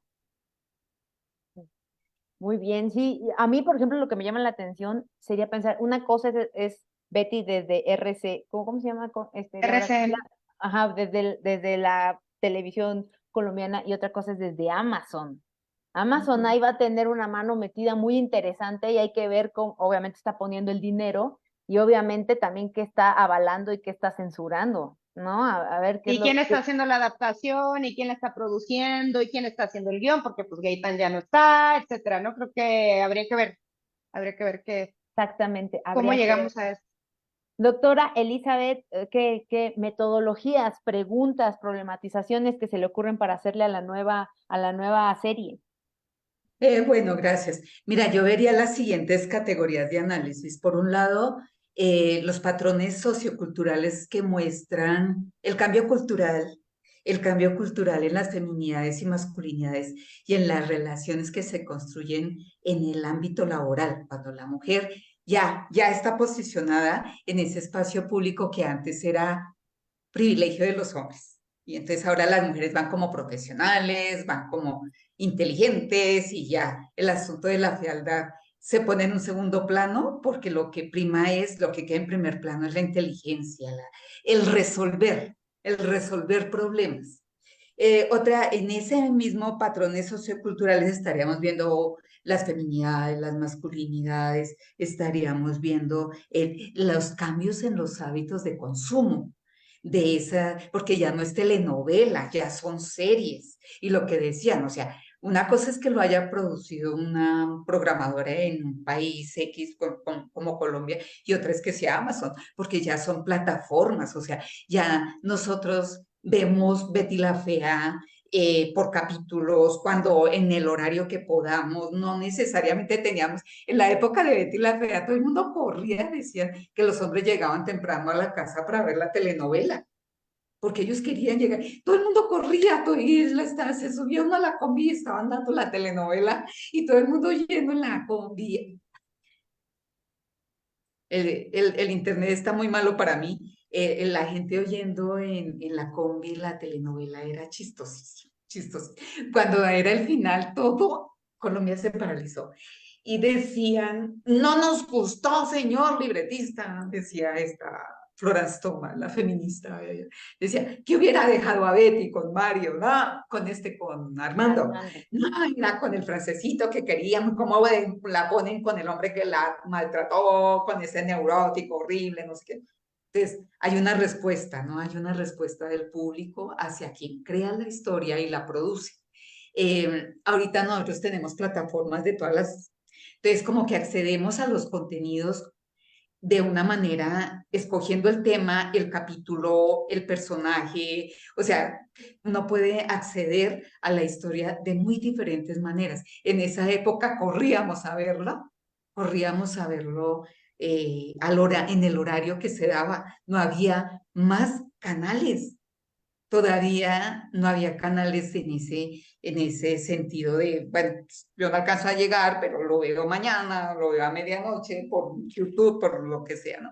Y otra categoría de análisis muy interesante es precisamente todo lo que tiene que ver con las nuevas tecnologías, los cambios en los hábitos de consumo y lo que estaba hablando ahorita la doctora Sandra, que tiene que ver con la configuración de públicos, la construcción de significados y el marketing de esos contenidos que generan nuevos imaginarios, nuevas estructuras semánticas de qué somos en este mundo, de qué es ser mujer, qué es ser hombre, qué significa que yo sea profesional, la identidad, ¿ves? La identidad. O sea, algo tiene que ver en el patrón cultural con la identidad, los valores y la transformación, sí, la transformación cultural que implica esto. Y por otro lado, cómo la tecnología facilita este tipo de transformación cultural. Los significados que genera, cómo se reestructura el imaginario, cómo se da, por ejemplo, el traslado. Me acuerdo mucho que Betty construyó y estuvo en ese caso, estaba Fernando Gaitán, estaba Omar Rincón, estaba Martín Barbero en un evento y decían, el personaje masculino tiene que evolucionar, el hombre es un títere en manos de las mujeres. Y entonces comienzan y crean a ¿qué se llamó? ¿Cómo se llamó ese? Juan Querendón. Allá se llamaba Pedro el Escamoso. Crearon el secretario, o sea, la mujer es la jefa, la dueña de la empresa, y él es el secretario, un hombre que llega y es el secretario. O sea, cómo colocaban a las mujeres como protagonistas, como empresarias, como ellas eran las que mandaban. Y comienza a transformarse. Los personajes se transforman las semánticas, las estructuras semánticas, y afuera se transforma el imaginario colectivo sobre qué significa ser hombre y ser mujer en una sociedad en donde debemos simplemente producir y consumir, ¿sí? Y en donde somos, ¿qué somos? ¿Quiénes somos? ¿Qué soy yo? ¿Quién soy yo? Ah, yo soy una mujer profesional, soy una mujer que hago esto, hago... Entonces tú tienes una respuesta a ese quién soy yo y genera identidad, unas identidades colectivas y genera identidades individuales que te empoderan o que te hacen consumista o que te hacen protagonista y en fin, ¿no? Pero te mueven la conciencia, te la mueven, o sea, te mueven toda tu estructura te la mueve. Ahí yo les diría a las personas que nos están acompañando que se atrevan a hacer estos cuestionamientos mientras están disfrutando de la serie, porque pues, tampoco se necesita ser historiador profesional para poder mirar críticamente estos documentos. Laura Camila, querida, tus metodologías y tus preguntas. Yo sé que a ti se te está volando la cabeza con un chorro de ideas. Ayúdanos a ir cerrando. Pues son dos líneas distintas que yo siento que se podrían, a ver cómo se podrían unir de alguna manera, pues sí, la pregunta sobre el contraste con la nueva versión de Betty, pues sí nos remite a la identificación del género, telenovela, en dos dimensiones que para mí son importantísimas, por lo menos en el análisis desde el punto de vista histórico. Uno, sí es la connotación masiva y la relación con la cultura de masas que tiene la telenovela, es decir, la telenovela también tiene un sentido como género televisivo por esa capacidad de llegar a un público muchísimo más amplio, masivo desde los años 50, 40, la medida que ya no se requiere una alfabetización para acercarse al producto como si pasaba de pronto con los folletines o con las novelas por entrega. Y es un poco la virtud que tiene, una capacidad de simplificación de ciertas tramas y de ciertos conflictos, de modo que puedan ser aprehensibles por un grupo muy amplio de individuos. Y claro, en eso sigue jugando la telenovela y las plataformas on demand y todos los distintos géneros que en estas plataformas hoy se presentan. No olvidar evidentemente que estamos hablando de una industria y la necesidad también de que esa industria pues se traduzca en réditos y también a la hora de estudiar telenovelas estudiamos también circuitos comerciales, estudiamos por supuesto intercambios de guiones, intercambios de personas en términos de recursos humanos, intercambios de recursos económicos, etcétera. Entonces, pues sí, eso son industrias con unos músculos y unas fórmulas de funcionamiento muy particulares que hoy pues responden a otras lógicas. Yo creo que abordar la telenovela implica observar la manera como se articulan esas lógicas comerciales de su producción con las lógicas culturales del consumo. Por eso, de alguna manera, todo el tiempo que estamos hablando de telenovela, no solo hablamos del producto en sí mismo, sino hablamos también de quienes de alguna manera tienen contacto con él. Me lanzo ahí con dos hipótesis a ver si eso tendría un poquito de sentido de cara a los planes de una nueva versión. ¿Y por qué más bien? Un producto que se realizó hace 20 años continúa vigente, despertando una suerte de fascinación entre el público. Cuando juega con pautas distintas, por ejemplo, de distribución hoy en día, y se ubica en plataformas distintas a las cuales, respecto a la cual fue creada en el año 99. Y yo me atrevo a decir que ahí tiene en realidad Betty y las telenovelas una relación con el tiempo muy especial. Quizá por eso también nos interesa mucho a los historiadores, y es que uno es el tiempo en el que la telenovela se produce, es el tiempo de producción en sí mismo de la telenovela y todo lo que ocurre en ese contexto en el que el producto es realizado. Luego es el tiempo de circulación de ese producto, que hoy tendríamos que analizarlo como documento histórico en términos de sus adaptaciones y sus presentaciones posteriores y repeticiones en distintos contextos. No era el mismo el contexto de cambio de fin de siglo, evidentemente, a las retransmisiones que hubo posteriores en otros países, en otros contextos distintos, o las adaptaciones como Olivetti. Por eso los tiempos de circulación también tienen otra rama de análisis. Este va a ser un tiempo muy particular, el de una nueva circulación, con una misma historia, pero ahora con una suerte de continuidad respecto a esa primera versión. Los tiempos representados en la pantalla son importantísimos, y no sé si parte también de la fascinación por Betty también tiene que ver con esa representación de finales de los años 90, inicios de los 2000, las computadoras como eran, los teléfonos como eran, el celular era una cosa de una rareza todavía evidente. Entonces, si Nicolás Mora tiene un celular, era una connotación de lujo para una persona de clase media, frente a otro tipo de artefactos tecnológicos muy propios de entonces. El Internet estaba apareciendo, por lo mismo jugar en la bolsa de valores con Internet pues era una novedad absoluta. De modo que las actualizaciones que hoy hagamos de Betty también suponen romper un poco con esa magia que la versión original tiene en términos de la representación de su tiempo propio y el tiempo que aparece en pantalla, que es finalmente el tiempo que observan hoy, 20 años después, quienes tienen contacto con esa versión en particular. Por eso la telenovela es anacrónica en sí misma, juega mucho con la anacronía, no solamente por la capacidad que tiene de circular décadas posteriores, sino también por cómo construye la trama. Y ahí en eso me detengo simplemente.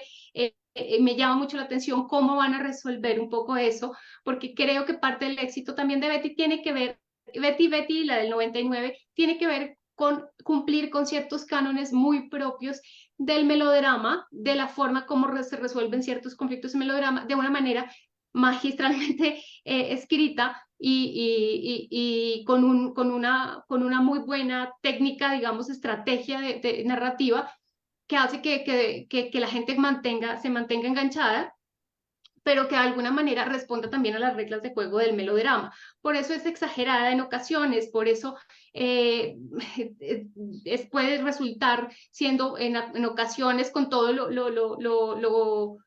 eh, lo cercana a aspectos cotidianos y familiares para nosotros en nuestras realidades más comunes, al mismo tiempo puede resultar inverosímil en otras. Por eso juega con este sentimentalismo exacerbado y se lo valemos, porque es el melodrama y es la telenovela, y es un poco el pacto que hacemos como televidentes, como audiencia, con ese género en particular. Le damos la licencia de ser exagerados, le damos la licencia de la lágrima, le damos la licencia de pronto de las inconsistencias, porque así es la telenovela. En una versión nueva, y como decían mis colegas anteriores, en un esquema, de alguna manera en calidad de serie, pues va a tener que apostar a otras cosas y va a tener que recurrir quizá a un mayor realismo, quizá va a tener que recurrir a otras fórmulas narrativas, quizá la comedia ya no puede tener unos juegos tan similares a los del 99, quizá esa comedia ya no le dice las mismas cosas a la gente del 2023. En fin, sí hay que resolverla narrativamente distinto, estéticamente distinto y como industria y producto con unas reglas y con unos formatos distintos, lo que nos habla también de hoy de un esquema muy híbrido, muy transmedia, evidentemente, y por suerte también, que ahí cierro con eso, me llama mucho la atención, el lugar que le corresponde a las audiencias va a ser, la sintonía va a ser muy importante. Betty se escribe al tiempo que se ve, entonces como dice Elizabeth, Gaitán sabía un poco, me dio ciertos termómetros de la audiencia el tiempo que está escribiendo en el 99. Ahorita son series que se realizan y se terminan de grabar y luego aparecen al aire. Sin embargo, Betty tiene una gran fidelización con el público. La gente la sigue porque le gusta y porque la quiere. Vamos a ver si aguanta esa fidelización, esta nueva versión, con esquemas y de pronto puestas y condiciones de realización muy distintas a las del 99, que es el producto que inicialmente le permite generar al público esa confianza y esa lealtad con el producto.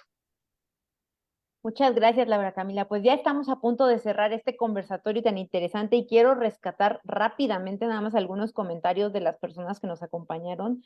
O sea, nos dicen que qué interesante este live, que siempre han pensado que Betty la Fea debe ser estudiado como un fenómeno desde la historiografía. Yo estoy totalmente de acuerdo con eso, hacer comparaciones entre las versiones, hacer estudios sociológicos sobre cada una de estas adaptaciones, pensar el papel de Comoda, por ejemplo, alguien que menciona qué será de Comoda, en los cambios económicos y políticos entre Colombia y Venezuela, porque también esta es otra Colombia, otra economía colombiana, ¿no?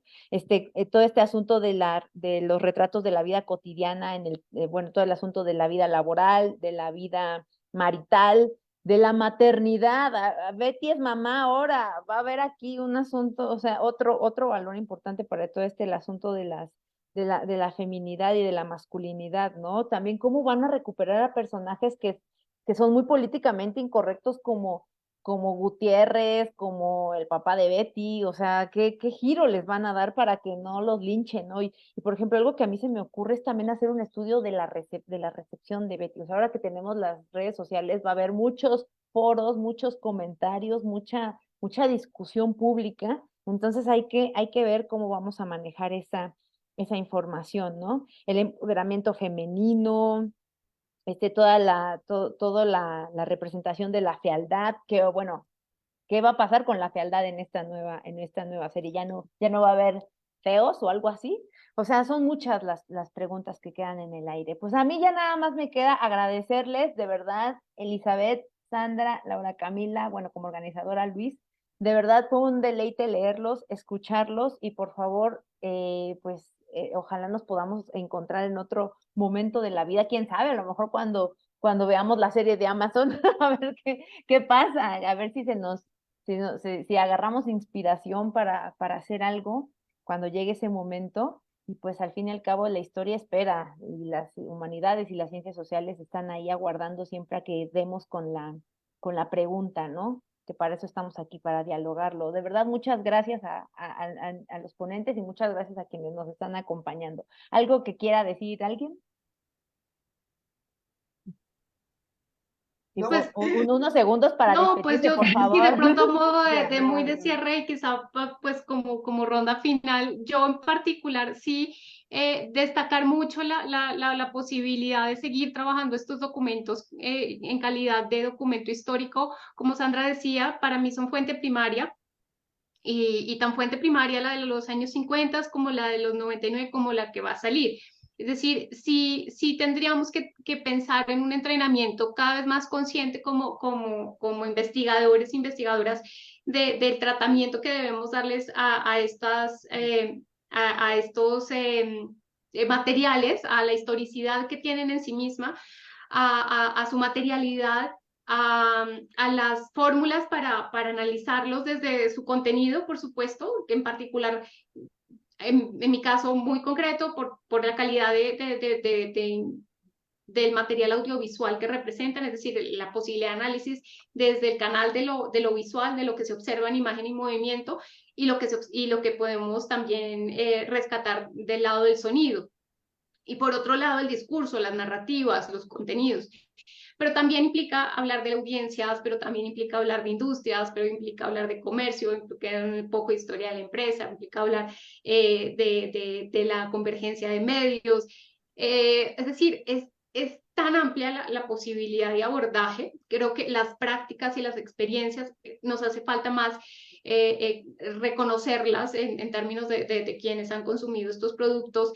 ¿Cómo es el ritual de ir a ver Betty? Fue el ritual del 99 de ir a ver Betty la Fea, o el ritual en México, si lo hubo, si continuaba estando ligada a estos tiempos asociados a los horarios de programación como fórmula en torno a la cual funcionaban la televisión todavía hasta esa época, principios de los 2000, antes de las plataformas on demand.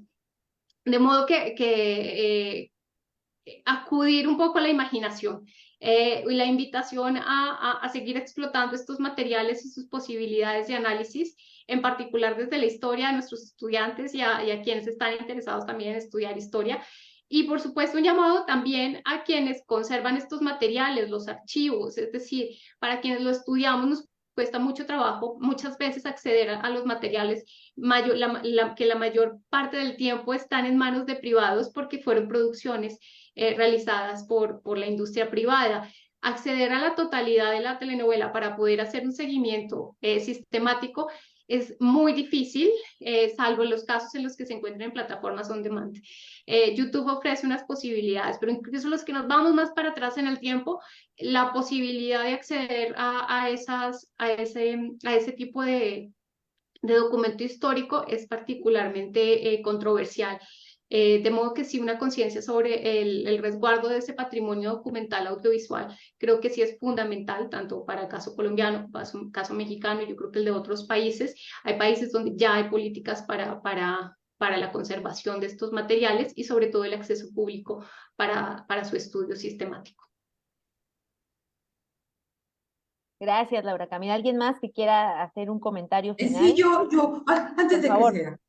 Es que a mí me parece interesante verlo desde el punto de vista de la construcción de lo que llamaban aquí mundos posibles. O sea, la telenovela o las series como industria creativa en donde la gente puede realmente cambiar el imaginario colectivo hacia una sociedad mejor es posible. O sea, que haya más valores que que contribuyan a la construcción de identidades individuales, identidades colectivas, construcción de la paz, construcción de la solidaridad, construcción de la honestidad, del valor del trabajo, en lugar Ay, es que como que en lugar de aquellas series que lo que propician es la malvada que está quitándole el marido a la otra y que pueden todas las mujeres solamente pensando en cómo agarran al supermarido, que esto sirva para construir historias que contribuyan a transformar eso que circula ya en la sociedad que llaman Eric Fromm, el inconsciente social, para que esto sea mejor, para que la sociedad realmente sea mejor, para que nosotros seamos mejores personas. Y eso es posible, desde ahí se puede cambiar la sociedad. Yo estoy convencida de que desde ahí se puede cambiar, porque está acá, está aquí. Y la forma como sales y construyes nuevas relaciones. Sandra y Luis, ¿algún comentario final? Sandra. No, gracias por esta plática. La verdad es que yo veo muchas áreas de oportunidad para todas estas perspectivas, desde la historia, desde la sociología, desde la comunicación, desde la semiótica. Yo creo que, o sea, me quiero ir diciendo que hay en las ciencias sociales instrumentos muy buenos para poder tener acceso a todos estos valores y todas estas formas narrativas y funciones comunicativas que tienen los textos. Como estudiantes de las carreras de comunicación, de historia, de sociología, los instrumentos de las ciencias sociales para hacer estas descripciones son importantes, son relevantes, y la información que obtenemos de estas descripciones es pues, ciencia básica. O sea, no lo hago mucho énfasis en eso porque eh, así como ya lo platicamos, para mí la ficción es memoria, es un documento histórico, es un documento que puede ser observado con rigor metodológico, con rigor teórico, con rigor filosófico. Es decir, no somos un montón de personas aquí hablando anecdóticamente de esto, sí, ¿no? Es decir, es la ciencia la que nos enseña cuál es el rigor para observar estas cosas y por qué es importante acceder a las formas y funciones comunicativas y sociales que tienen estos textos. Entonces, acérquense a los que les interesa el tema. Yo creo que vale mucho la pena pues entrarle al tema de cuál es el rigor teórico-metodológico que necesitamos para observarlos y aportar, ¿no? Entonces, eso es lo que a mí me gustaría hacer énfasis. Lo pueden encontrar en muchos textos, pero en general, desde las disciplinas de las ciencias sociales hay muchísimas perspectivas para observar esto, ¿no? Entonces, creo que vale mucho la pena decir esto al final de este conversatorio. Gracias, Sandra. Luis, el cierre, cualquier comentario. Bueno, bueno, lo que pasa es que estando aquí en el COLEF, bueno, nosotros aquí tenemos una maestría y un doctorado en estudios culturales, entonces, bueno, este tipo de temáticas, pues vemos que cada vez tienen seguimiento, mayores, cada vez tenemos más estudiantes que están interesados en este tipo de temáticas, ¿no? Y pues simplemente por rescatar varias de las cosas de cómo se ha estudiado y también cómo se pueden estudiar este tipo de productos, este tipo de objetos, ¿no? Y probablemente pues aplicarlo también a la nueva temporada que va a salir de Betty la Fea, ¿no? Yo creo que eso vale mucho la pena, ¿no?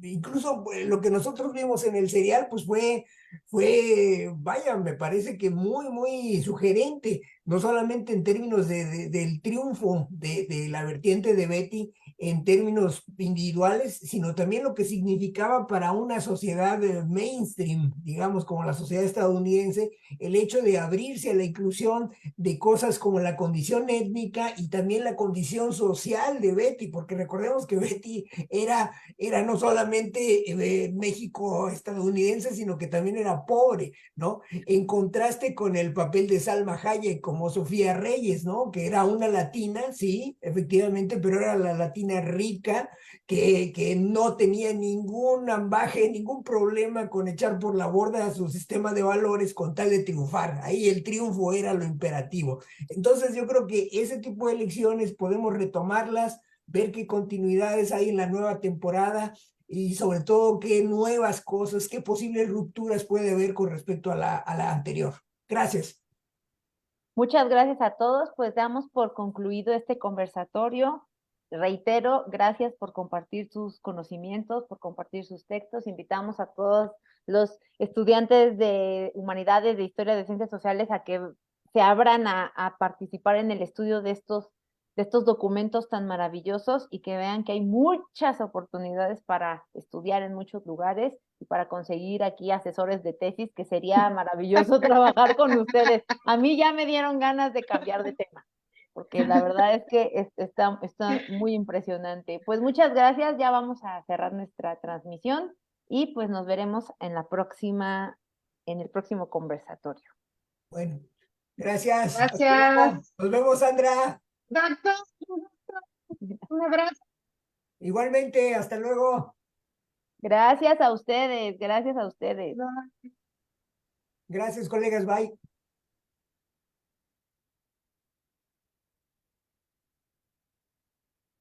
Ahí todavía sigue, ¿no?